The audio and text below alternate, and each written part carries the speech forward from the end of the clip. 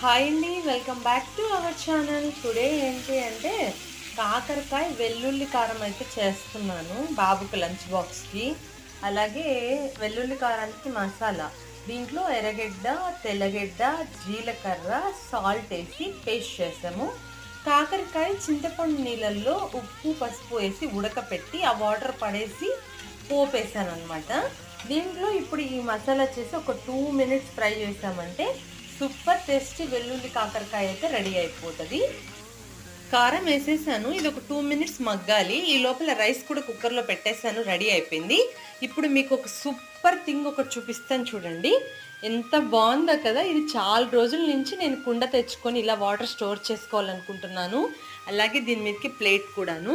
Water నైటే పోసి పెట్టేస్తే ఎంత చల్లగా ఉంటాయో అసలు. ఓల్డ్ ఈజ్ గోల్డ్ ఎంతైనా కూడాను. ఈ వీడియో మీకు నచ్చినట్టయితే లైక్ చేయండి.